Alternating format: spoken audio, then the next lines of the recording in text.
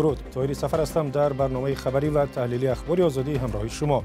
امروز 11 ایول است و در ابتدا نگاه به عنوان چندی از گزارش‌های برنامه. گروهی از مسلمانان مسجد کاتلنیکی در مسکو در مراجعت نامه به رئیس جمهور ولادیمیر پوتین از رفتار ماموران عمان روسیه شکایت کردند. در این منطقه بسیارتر ریدها گذرانده می شود. فقط نسبت تاجیکان گذرانده شده است.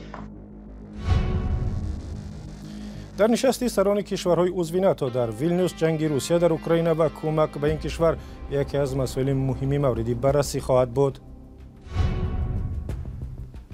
جنگ و دعوای همسایه‌ها در سر زمین و این دفعه تا به دادگاه رفت. دیگر باره بحث مشتری بر سر زنان را برانگیخت.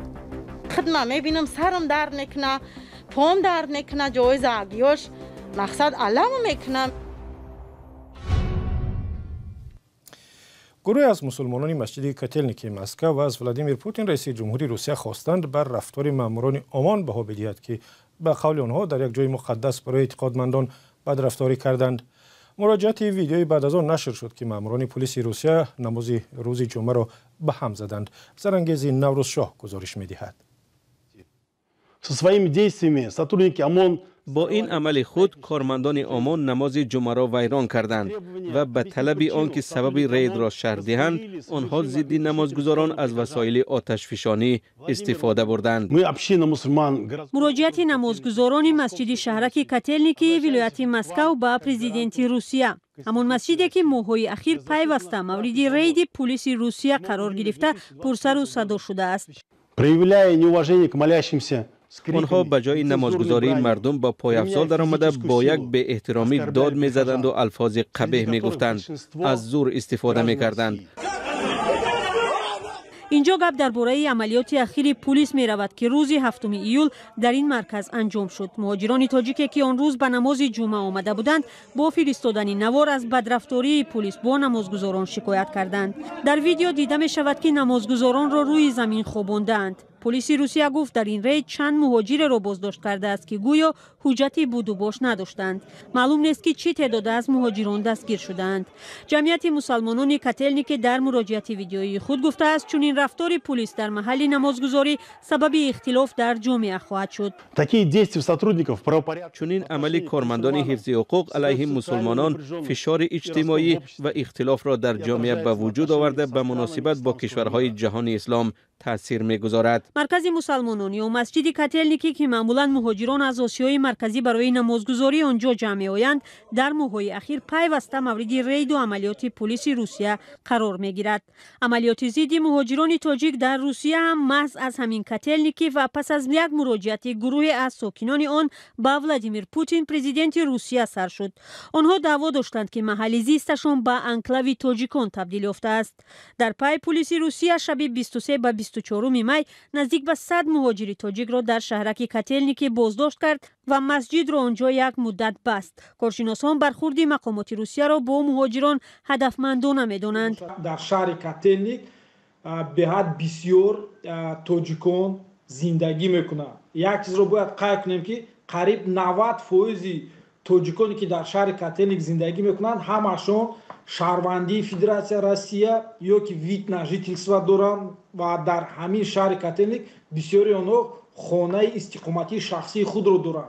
با سبب این که در آنجا بغیر از تاجیکان نمایندگان دیگر دولت‌های آسیای میانه کار زندگی میکنند، برای همین در این منطقه بسیارتر ریدها گذرانده می شود. فقط نسبت تاجیکان گذرانده شده است. مقامات تاجیک در پی بازداشت و ریدهای دوامدار پلیس روسیه در ماه‌های اخیر واکنش نشان داده تحقیق منصفانه حادثه ها را خواستند، اما بازداشت و عملیات ضد مهاجران ادامه کرد. مهاجران میگویند در جریان این ریدها برخورد بیشتر با زاده‌های تاجیکستان بد است و اکثرا آنها بازداشت و لطوکوب میشوند. رو میاریم به مسائل بین المللی و سپس برمیگردیم به تاجیکستان.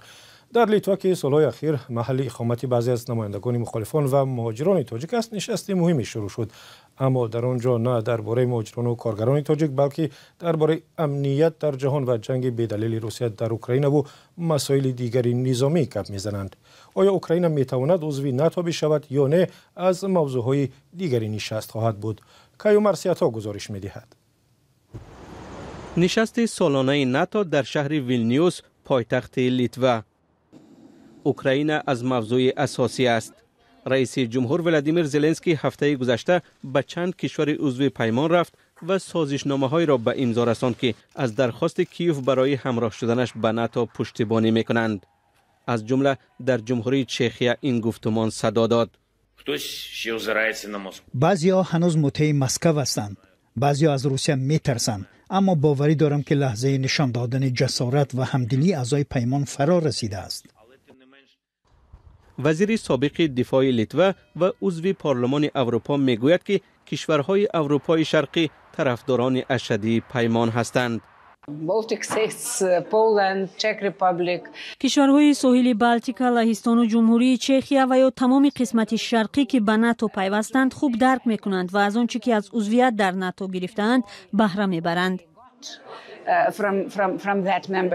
امریکا و آلمان به این نظرند که اوکراین هنوز از لحاظ سیاسی و نظامی برای پیوستن به پیمان آماده نیست. در عین زمان از آن نگرانند که عضویت اوکراین در سازمان نظامی میتواند در نهایت ناتو را در نزاع مستقیم با روسیه قرار بدهد. جی سالیوان، مشاور امنیت ملی حکومت امریکا، پیش از سفرش به اروپا گفت اوکراین را میباید زمینه‌ها را قبل از عضویت در ناتو فراهم آورد. ویلنیوس فرصت مهمی در راه اوکراین به سمت ناتو است، زیرا امریکا و شریکانش در ناتو و اوکراین امکان دارند اصلاحات ضروری را بررسی کنند که اوکراین مطابق با معیارهای ناتو بشود. ناتو گفته است که آماده کمک به اوکراین در اصلاح سیستم امنیتی و مدافعی آن است. نخست وزیر سابق اوکراین میگوید کشورش آماده عضویت در ناتو است، چیزی که به نفع ناتو خواهد بود. اوکراین در عمل ارتش روسیه و نیروهای معمولی آن را خلع سلاح کرد. از این رو 10 ساله لازم است که روسیه به خود بیاید و نیروهای معمولیش را در اروپا برقرار سازد. مهارت و تجربه جنگی که ارتش اوکراین دارد باور نکردنی است. از این رو بودن اوکراین در ناتو به نفع کشورهای عضو آن است. نظرسنجی ها نشان دادند که 80% اوکراینی ها طرفدار پیوستن کشورشان به ناتو هستند. انتظاری هایشان از نشست ویلنیوس هم بالاست. The Ukrainian people expect that during the Vilnius summit Ukraine at least is to get an مردم اوکراین انتظار دارند که اوکراین در نشست ویلنیوس حداقل دعوتنامه عضویت در ناتو را میگیرد. ما واقع‌بین هستیم و باور داریم که شریکان ما در ناتو اراده سیاسی خواهند داشت که یک بیانیه نامفهوم صادر نکنند. در باز است.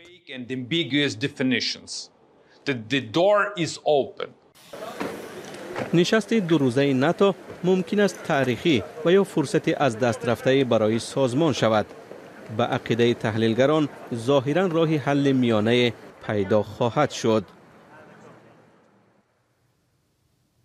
و در آستانه همین نشست ناتو یک قرار امریکا درباره فرستادن بمب‌های خوشه‌ای یکی از نوع‌های خطرناک و کشنده سلاح به اوکراین حتی شریکان امریکا را نگران کرد. بمب خوشه‌ای چگونه اصلی است و چرا امریکا می‌خواهد به اوکراین بدهد؟ گزارش شعلای گلخواجه در همین باره است. بمب‌های خوشه‌ای که در هوا ترکیده سبب پیدا شدن ده‌ها بمب خردتری می‌گردد، همه را یکسره می‌کشد. استفاده آن را بیش از 100 کشور جهان منع کردند. با توزیع قصر سفید از بس که ذخیره‌های جنگی اوکراین برای حمله جوابی علیه روسیه تمام می‌شود، ایالات متحده برای فرستادن چندی از این نوع سلاح راضی شده است. در این باره سخنگوی شورای امنیت ملی در صحبت با برنامه تلویزیونی ABC ابراز داشته است. ما این گلوله‌های علاوه‌ای توپخانه را می‌فرستیم که در آنها بمب‌های خوشه‌ای نیز هست.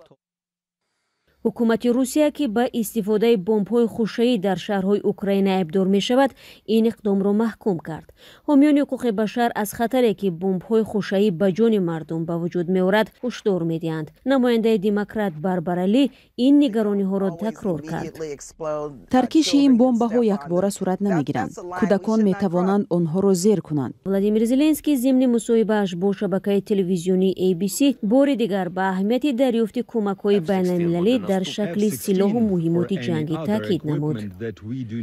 F-16 و یا همه گونه مهمات دیگر ضروری به ما امکان می‌دهد که برای نجات جان‌های بیشتر و استوار ماندن در موقع خود سرعت حرکتمان را بتیزانیم. انتظار می رود در رفت نشست ناتو اویدی چگونه نزدیک کردن کیف برای پیوستن به این پیمان گفتگوهای صورت بگیرد.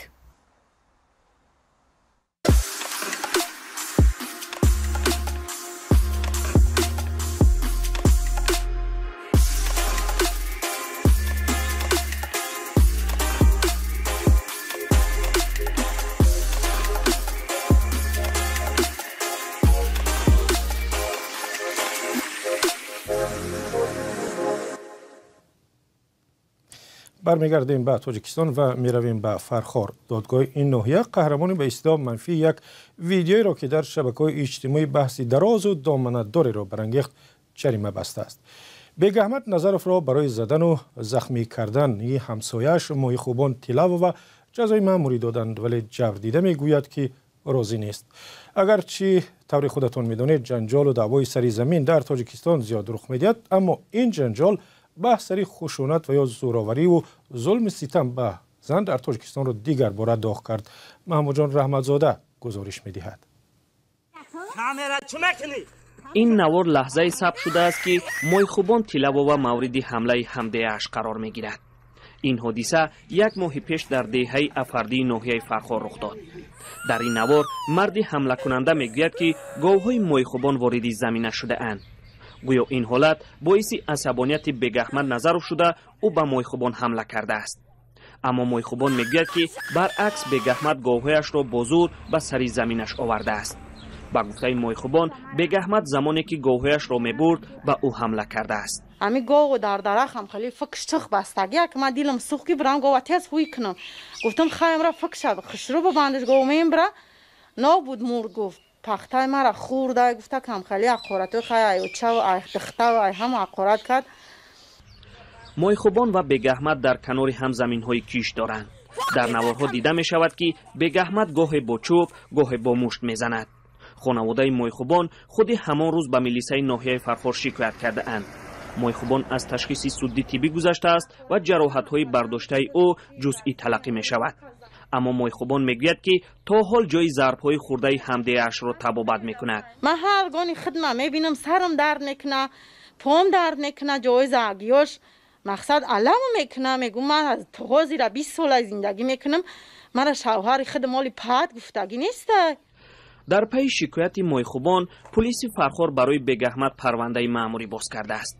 ما تلاش کردیم نظری بیگ احمد را گیریم، اما خانواده‌اش در را برای ما پوشید. بعد انتظاری های نیم ساعته خانواده بیگ احمد گفت که او در خانه نیست. دادگاه فرخار روز 19 ایون اختلاف بیگ احمد نظرف و مایخوبان طلباوا را پایان داد. بیگ احمد نظرف با ماده 460 کدکس حقوق ویرانکنی گناهکار دانسته شد و با پرداخت 476 سامانی جریمه نقدی محکوم شد. با این حال همان طوری که از قرار دادگاه دیده می شود سخن از لط و کوبی مایخوبان نیست. در قرار دادگاه تنها به سخنهای قبیح بیگ احمد و پشیمانی او اشاره شده است. خانواده مایخوبان طلباوا میگوید که نسبت او به عدالتی صورت گرفته است. خواهش دارم که همین آدمای کارگراشه مقصد ساز چی کنه، همین سوم بگیرن آدما در لط و کوب دوره غلامداری و دوره دموکراتی. اکنون مایخوبان طلباوا علیه تصمیم دادگاه فرخار درخواست تجدید نظر داده است. او میگوید تا زمانی که عدالت برقرار نشود و بیگ احمد نظرف جزا نگیرد از شکایت دست نخواهد کشید. محمود جان رحمتزاده، آزادی، فرخار. برنامه خبری و تحلیلی اخبار آزادی اینجا به پایان میرسد. سپاس که تا این لحظه ما رو همراهی کردید. خبر و گزارش‌های بیشتر و هر ساعت در وبسایت azadi.org و صفحه‌های رادیو آزادی در فیسبوک و اینستاگرام. اگر شما هم خبری یا ویدیو دارید پس به ما بفرستید با شماره تلفن هایی که در صفحه‌های ما میبینید. تا دیدار در برنامه‌های دیگر.